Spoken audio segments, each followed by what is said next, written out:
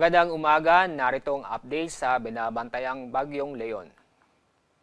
Kasalukuyan nanatiling sa East Philippine Sea ang Bagyong Leon. As of 4 o'clock ng madaling araw, ang layo ng gitna ng Bagyong Leon ay nasa 840 kilometers silangan ng Central Luzon.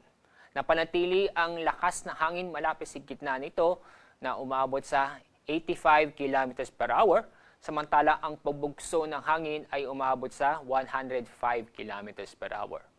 Inasa pa rin natin na ito'y kikilos pakaluran o papalapit sa Northern Luzon. Pero bumagal ang pagkilos nito. Ngayon, inaasahan natin na ito'y ang kanyang pagtagpo ay nasa 10 kilometers per hour. Nanatili pa rin nasa ilalo ng tropical cyclone wind signal number 1 sa eastern portion ng Cagayan, eastern portion ng Isabela, at northeastern portion ng Catanduanes. Base sa ating forecast track, posibleng lalapit sa Batanes area pagdating ng Miyerkules at sa Huwebes. Sa araw ng Biyernes, maaaring mag-landfall ang gitna o sentro ng Bagyong Leon sa Taiwan. Inaasahan pa rin natin na ito'y lalakas ang Bagyong Leon dahil nanatili dahil nasa dagat ang Bagyong Leon. Maaaring ngayong hapon ay lalakas ito at magiging severe tropical storm category.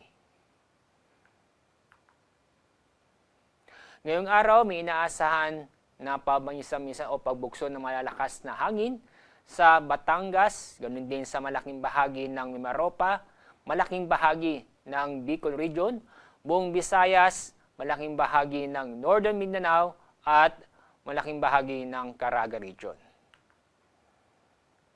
Kasalukuyan, itong extension area ng bagyo o tinatawag dating trough ay umaabot o naapektuhan ang kalurang bahagi ng Southern Luzon, buong Visayas at Mindanao.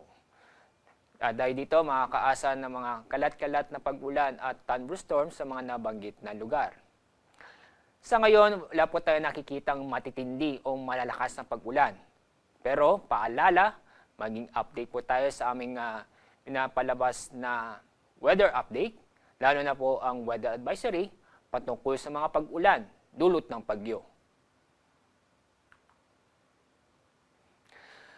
Sa ating lagay ng ating babayang dagat, aabot ng halos 5 metro ang buong seaboard ng Batanes. Samantalang 4 na metro ang taas ng alon sa seaboard ng Babuyan Islands at Isabela. At ganoon din sa eastern seaboard ng mainland Cagayan.